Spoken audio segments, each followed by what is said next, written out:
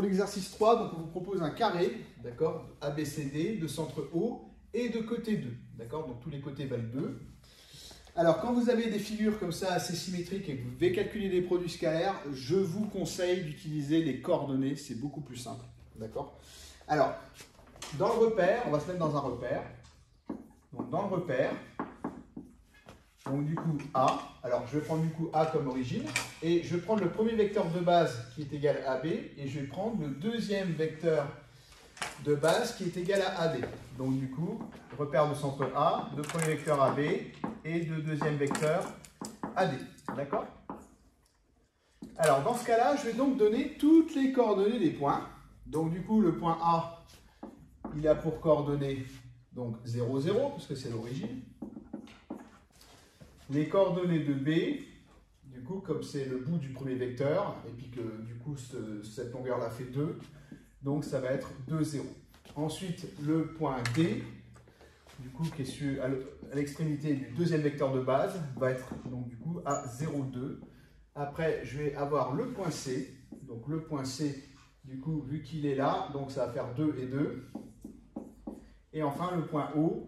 Du coup, le point O, donc il a la moitié là ici, et il a la moitié aussi en ordonnée, hein, par rapport au vecteur de base. Donc du coup, le point O, il a pour coordonnées 1, 1. D'accord? Alors maintenant que j'ai tous les points, je vais pouvoir faire très facilement les calculs donc, des produits scalaires qui me sont demandés. Il y en a quand même 6, donc le fait de donner les coordonnées des points, ça va nous faire gagner beaucoup de temps. Alors du coup, on va commencer par le premier. Donc le premier, on vous demande de faire AB fois AD. Alors AB il est là et AD il est là, d'accord? Donc là, vu qu'on est dans un carré, on sent que ça va être nul parce que les vecteurs ils sont perpendiculaires. Alors on va quand même le prouver avec le calcul. Donc du coup, le vecteur AB, alors il faut quand même calculer donc, certains vecteurs, on va les calculer. Donc le vecteur AB, donc du coup c'est x de B moins x de A, donc ça fait 2, et 0 donc en ordonnée. Et après, donc j'ai besoin aussi du vecteur AD. Donc le vecteur AD, du coup, bah, qu'est-ce que ça va être? Ça va être du coup 0, 2. Alors, on va faire donc du coup ce premier produit scalaire, donc 2 fois 0, plus 0 fois 2. Donc du coup, ça fait bien 0. D'accord? Ensuite, pour le deuxième, alors le deuxième, on vous demande de faire AB fois CD. Alors, on a déjà le vecteur AB, mais on n'a pas encore le vecteur CD. Alors, du coup, on va le construire. On va du moins calculer ses coordonnées. Alors, du coup, donc ça va faire, du coup, alors, x de D moins x de C, donc ça va faire moins 2. Et en ordonnée, donc du coup, on reste à 2, donc ça va faire 0. Donc, CD, c'est moins 2, 0. Donc, du coup, on va faire AB fois CD. Donc, on va faire 2 fois moins 2, plus, ici, donc, 0 fois 0. Donc ça va faire du coup moins 4. Ensuite, on vous demande de faire BCAC. Alors BCAC, alors on a ni AC ni BC, donc il va falloir donc faire les vecteurs. Donc le vecteur BC, donc du coup il monte, donc ça va être 0, 2. Et le vecteur du coup AC que je n'ai pas non plus. Donc AC, du coup, il va faire d'abord AB plus AD, donc il va d'abord se déplacer de 2 à l'horizontale, puis 2 en verticale. Donc ça va être AC, ça va être 2, 2. Voilà, donc du coup, alors, donc BCAC, donc je vais faire donc 0 fois 2, plus 2 fois 2. Donc ça va faire du coup 4. Je continue avec D. Alors D, on vous demande de faire AD fois AO. Alors AD, on l'a déjà, par contre on n'a pas AO. Alors on va faire AO. Donc AO. Donc du coup AO, qu'est-ce qu'il va faire? Donc on fait 1 à l'horizontale, 1 en verticale. Donc du coup, 1 partout. Donc du coup AD fois AO, donc je vais faire 0 fois 1, plus 2 fois 1. Donc ça va être égal à 2. Ensuite, pour le petit e, alors pour eux, donc du coup, on vous demande de faire OD-OC. Alors OD fois OC. Alors, OD, je ne l'ai pas, et OC, je ne l'ai pas non plus. Alors, du coup, on va les faire. Donc, OD d'abord. Alors, OD, donc du coup, je vais de là jusqu'à là. Donc, je vais faire moins 1 comme ça et 1 comme ça. Donc, moins 1, 1. Et donc, OC. Donc, OC, du coup, je vais faire 1 comme ça et 1 comme ça. Donc, du coup, 1 partout. Alors, du coup, donc on va faire donc ça fois ça, donc moins 1 fois 1, plus, du coup, 1 fois 1. Donc, ça va faire, du coup, ça va faire 0. Bon, on pressentait, parce que là, effectivement, on a un angle droit aussi, comme là. Et enfin, le petit f, le dernier. Donc, le petit f, on vous demandait de faire CA fois DA. Alors, est-ce qu'on a CA et DA qui sont disponibles en vecteur? Alors, j'ai AD, donc du coup, je vais pouvoir faire DA facilement.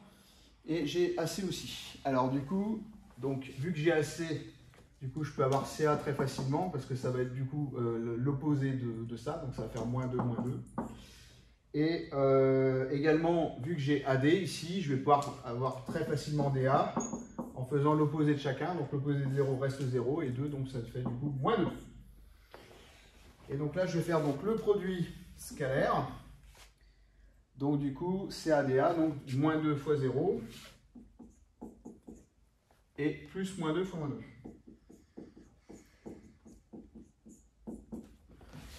Donc du coup, ça va faire 4. Voilà. Alors, on va voir une deuxième méthode qui permet donc de résoudre cet exercice. Donc, si vous n'aimez pas faire avec les coordonnées, on peut donc utiliser la deuxième formule. D'accord? Alors, pour ça, donc, je reprends le bouquin. Donc, du coup, alors, le premier, donc, ça consiste à faire AB, donc, fois AD. Alors là, du coup, je vais appliquer la formule du cours en disant que c'est AB fois AD fois le cosinus donc de l'angle. Alors, ABAD, donc du coup, l'angle c'est BAD. Donc c'est l'angle BAD. D'accord? Alors, du coup, est-ce que j'ai AB? Oui, ça vaut 2. Est-ce que j'ai AD? Oui, ça vaut 2. Et du coup, l'angle entre les deux, vu que c'est un carré, du coup, c'est 90. Alors, on va le calculer. Donc, ça va faire donc du coup 2 fois cosinus 90. D'accord? Et cosinus 90, ça fait 0. Donc ça fait 0. Donc finalement, mon produit scalaire, il est nul. Donc on retrouve bien un produit scalaire nul parce que les vecteurs sont orthogonaux. Ensuite, pour petit b, alors pour petit b, donc on demandait de faire AB fois CD. Alors, AB fois CD, donc là c'est pareil, j'ai quasiment tout. Donc le vecteur AB il est comme ça, le vecteur CD il est comme ça. Alors, donc ça va faire donc AB fois CD fois le cosinus de... Alors le cosinus... Regardez, parce qu'on a le vecteur AB qui est comme ça, et on a le vecteur CD qui est comme ça. Donc attention, parce que là, ce qui va se passer, c'est que du coup, quand on a deux vecteurs qui sont comme ça, du coup, l'angle entre les deux, il faut faire attention. C'est pas 0, contrairement à ce que je vois des fois sur les copies, mais c'est 180 degrés. Donc du coup, alors on avait AB comme ça, et CD comme ça. Donc là, du coup, je vais avoir un cosinus qui va être égal, du coup, à 180. Cosinus 180, 180 degrés. D'accord? Donc ça va faire du coup AB, donc il va faire 2, fois CD qui vaut 2. Et du coup, le cos de 180, il faut faire attention, ça fait moins 1. Donc du coup, ça fait moins 4. Donc on retrouve notre moins 4 de tout à l'heure. Alors ensuite, petit c.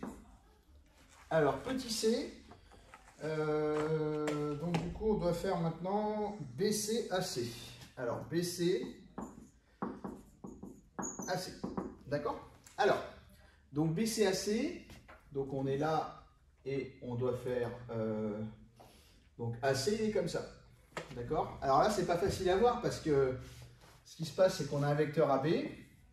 D'accord? Et non, c'est BC qu'on va faire, pardon. Donc c'est BC, il n'est pas facile celui-là parce qu'on a BC qui est comme ça. BC qui est comme ça. Et du coup, le vecteur AC, donc du coup, si je le remets à partir du point B, le vecteur AC, il est comme ça. D'accord? Donc là, ça sera du coup le vecteur AC. Donc là, on a un angle entre les deux, du coup, qui vaut 45 degrés. D'accord? 45 degrés. Et il faut aussi déterminer la longueur de AC, parce que la longueur de AC, moi, je ne la connais pas. Alors du coup, normalement, pour faire ça, il faudrait faire Pythagore. Alors, je vais vous donner les résultats tout de suite, vous pouvez vous amuser à leur démontrer. Mais dans ce cas-là, si on a donc racine de 2 ici et racine de 2 ici, alors forcément, la longueur de l'hypoténuse, ça va être égal à, du coup, à 2 racines de 2. Alors, du coup, je vais utiliser directement ce résultat. Donc, on va faire donc BC fois AC fois du coup le cosinus de l'angle, donc qui vaut, effectivement, on a dit ici 45 degrés. On remplace. Donc, BC, donc ça fait 2. AC, donc ça fait 2 racines de 2. Et le cos de 45, rappelez-vous que c'est racine de 2 sur 2. Pourquoi? Parce que, rappelez-vous que sur le cercle trigonométrique, voilà, l'angle 45 degrés correspond à la bissectrice ici, donc là on a 45 degrés, et il correspond du coup en radian à pi sur 4. Et vous savez que cosinus racine de 2 sur 2, ça fait justement, cosinus pi sur 4, excusez-moi, cosinus pi sur 4, ça fait justement racine de 2 sur 2. Donc du coup, si je simplifie un petit peu tout ça, donc les racines de 2, ils vont ensemble ici, ça fait 2, divisé par 2, donc tout ce truc-là va faire 1. Alors, je vais quand même détailler un petit peu. Donc du coup, racine de 2 fois racine de 2, donc fait 2. Le tout encore sur 2 ici. Donc, du coup, ça fait 1. Et donc, finalement, mon résultat vaut 4. Voilà, ça c'est pour le troisième. Je continue. Alors, je vais continuer du coup avec le suivant, le D. Alors, le D, du coup, c'est AD fois AO. Alors, AD fois AO, donc du coup, AD, bon, bah, il est là, AO, il est là, d'accord? Donc, l'angle entre les deux, ici, donc ça va être 45 degrés, d'accord? Alors, du coup, ça va faire donc AD, donc fois AO, fois cosinus, donc, de l'angle DAO. On va mettre comme ça, cette fois. Donc, ça va faire, du coup, AD. Alors, AD, donc, il vaut 2. Alors, AO, du coup, c'est la moitié de AC, hein, parce que AO, on s'arrête au milieu du carré. Donc, ça va être 2 racines de 2 sur 2. Donc, du coup, les deux simplifiants, on a du coup plus que racine de 2. Fois le cosinus de 45 degrés. Donc, ça va faire 2 fois racine de 2 fois racine de 2 sur 2. Donc, ici, donc, les racines de 2 se mettant ensemble, ça fait 2. Du coup, redivisé par 2. Donc, finalement, on obtient 2. Ensuite, pour le E. Alors pour le E, je fais ODOC. Alors je fais ODOC. Donc ça va faire OD fois OC. Alors OD il est là. OC il est là. D'accord? Les deux longueurs valent toutes les deux racines de 2. Parce que c'est la moitié de AC qui vaut 2 racines de 2. Et l'angle est égal à 90. Donc fois cosinus. Donc DOC. Donc ça va faire du coup. Donc racine de 2, donc fois le cosinus de 90.